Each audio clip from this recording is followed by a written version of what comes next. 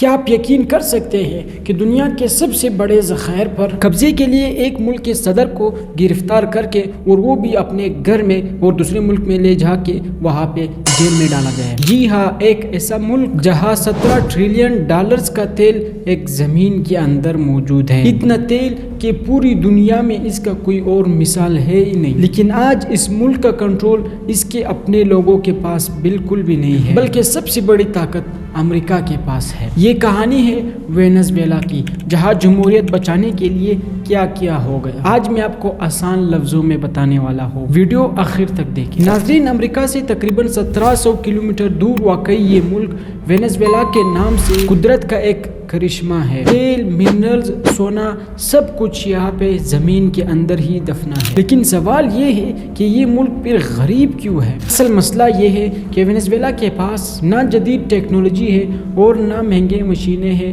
اور حتیٰ کہ ان لوگوں کے پاس اتنا آمدنی ہے بھی نہیں کہ یہ لوگ اپنا ذخائر خود نکال سکیں۔ ناظرین، اس ملک میں پچھلے 13 سالوں سے ایک ہی صدر حکومت کر رہا ہے، جس کا نام ہے نکولس کا ایک ہی نعرہ تھا: وینزویلا کے وسائل پر صرف وینزویلا والوں کی عوام کا حق ہے اور ہم امریکہ کو یہاں قدم رکھنے نہیں دیں گے۔ ظاہر ہے یہ بات وائٹ ہاؤس والوں کو پسند نہیں آئی۔ اب مسئلہ یہ تھا کہ امریکہ تو صرف تیل کے لیے حملہ نہیں کر سکتا، اس کے لیے ایک نیا ہی نیریٹو تیار کیا گیا۔ امریکہ نے دعویٰ کیا کہ وینزویلا کے عوام اس کے صدر سے خوش نہیں ہے، انتخابات میں دھاندلی ہوئی ہے، صدر ظالم ہے اور جمہوریت خطرے میں ہے۔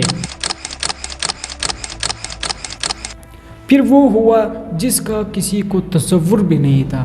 امریکہ کے فورسز وینزویلا کے اندر داخل ہو گئے۔ یہ حملہ عام لوگوں پر نہیں تھا، بلکہ ان سیکیورٹی فورسز پر تھا جو صدر کو پروٹیکٹ کر رہے تھے۔ ناظرین، امریکی فوج وینزویلا کے اندر داخل ہو گئے۔ صدر نکولس کو گرفتار کیا گیا اور اس کے ساتھ ساتھ اس کی بیگم کو بھی گرفتار کیا گیا اور اس کو منتقل کیا گیا نیو یارک میں۔ آج وہ امریکی جیل میں ہے اور دوسری طرف وینزویلا پر کنٹرول اور وینزویلا کے جو ذخائر تھے سب کچھ امریکہ کے ہاتھ میں لگ چکا تھا۔ امریکہ کہتا ہے کہ ہمیں وینزویلا کے تیل سے کوئی لینا دینا نہیں، اور ساتھ میں یہ بھی کہتا ہے کہ جب تک وینزویلا میں نیا صدر آتا نہیں تب تک یہاں ہم حکومت کریں گے۔ لیکن ناظرین، آپ خود سمجھدار ہے، جب تک نیا صدر نہیں آتا تو کنٹرول امریکہ کا ہے۔ اور مجھے ایک بات کا جواب دے کہ نیا صدر لانے والا کون ہے؟ ظاہر ہے وہی جو امریکہ کے شرائط پر قائم ہوگا اور ان 17 ٹریلین ڈالرز کے خزانوں کی چابی امریکہ کے حوالے کرے گا۔ کیا یہ واقعی جمہوریت کی ایک بحالی ہے یا پھر قدرت کے وسائل پر